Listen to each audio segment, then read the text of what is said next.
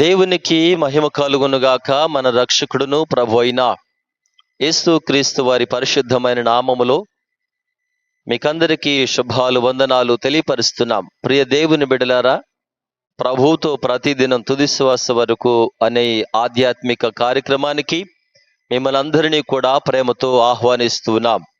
ప్రియ దేవుని బిడ్డలారా, గమనించండి, రోజు ఓ చక్కని మాట, దేవుడు ప్రశస్తమైన ప్రత్యేకమైన మాటను మనతో మాట్లాడబోతున్నారు. ఇర్మియా గ్రంథములో 30వ అధ్యాయము 17వ భాగం చివరి మాట మన దేవుని వాక్యాన్ని చదువుకుంటే, అయితే నేను నీకు ఆరోగ్యమును కలుగు చేసేదను, నీ గాయములను మాన్పెదను, ఇదే యెహోవా వాక్కు.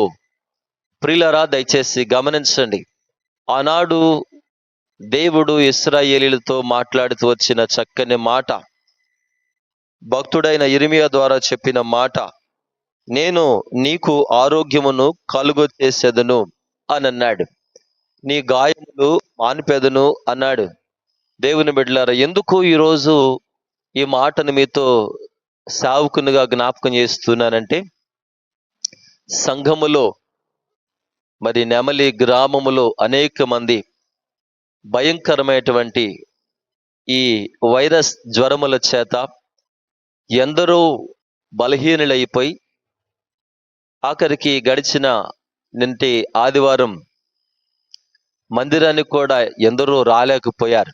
కారణం ఏంటి అని అడిగితే అనేక మంది ఒక్కసారి ఈ జ్వరాలు వచ్చి మరలా రెండో పర్యాయం జ్వరాలు తగిలి భయంకరమైనటువంటి నొప్పుల చేత మందిరానికి నడిచి రాలేక ఓపిక లేని పరిస్థితులు ప్రజలు బాధపడుతున్న సందర్భాల్లో మరి మేము గృహాలు దర్శించి ప్రార్థిస్తూ వస్తున్నాం.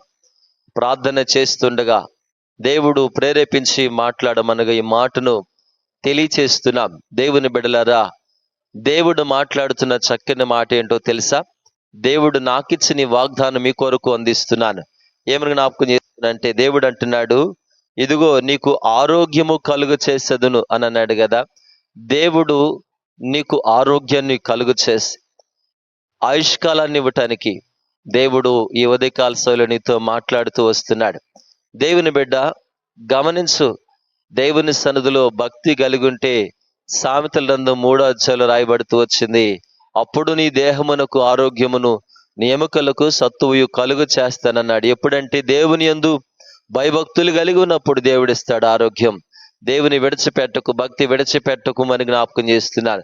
దేవుని బిడలారా, రెండో మాటలు అంటాడు, నీ గాయములు మాన్పెదను అని అన్నాడు కదా.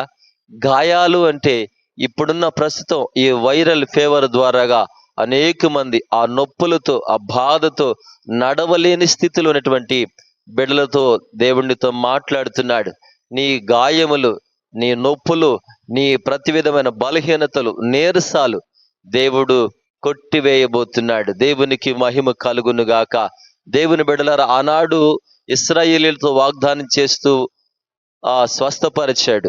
ఈ ఉదయకాల సమయంలో నీతో మాట్లాడుతున్నాడు. అదే ఇర్మియా గ్రంథం 33వ అధ్యాయం 6వ వచనంలో కూడా దేవుడు ఏమని మాట్లాడుతూ వచ్చాడంటే, ఆరోగ్యమును స్వస్థతను మరలా రప్పించుచున్నాను అంటాడు. అంటే మరలా రప్పించుచున్నాను అంటే చాలా మంది బిడ్డలు ఇక్కడే కాదు, అనేక మంది దేశమంతటా కూడా ఎంతో మంది ఏమవుతున్నారు తెలుసా?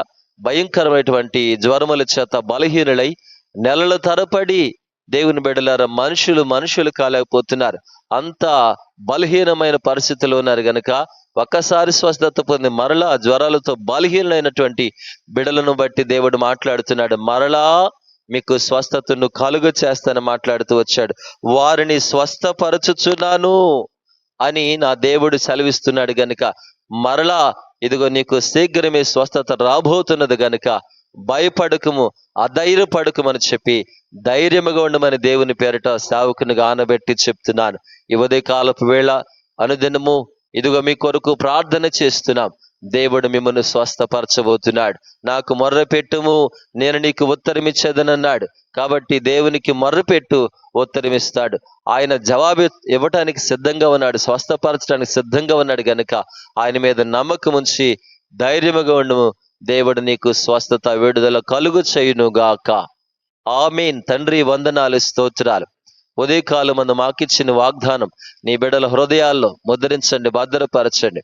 మీ వాక్యం ఇలాగ సెలవిస్తుంది, ఆయన తన వాక్కును పంపి వారిని బాగు చేసును అని చెప్పారు కదా. మీ వాక్కును నీ బిడ్డలోనికి ప్రవేశపెట్టి ప్రతి వారిని బాగు చేసి ఆరోగ్యవంతులుగా తీర్చిదిద్దుమని, అలాగే మా ప్రభువా గ్రామములో సంఘములో ప్రతి వారిని కూడా మీరు బలపరిచి దీవిస్తున్నామని ఈ మాటలు మా ప్రభువా ఎందరో దూర ప్రాంతాల నుంచి వింటూ అయ్యా నీ యందు విశ్వాసం ఉంచుతున్నారు అట్టి వారందరినీ కూడా దీవించి మహింపుమని యేసయ్య ఉన్నతమైన నామములో ప్రార్థిస్తున్నాము తండ్రి. ఆమేన్. తండ్రి, కుమార, పరిశుద్ధాత్మ త్రియేక దేవుని దీవెన ఇప్పుడు ఎల్లప్పుడు సదాకాలం తోడే నడిపించునుగాక. ఆమేన్.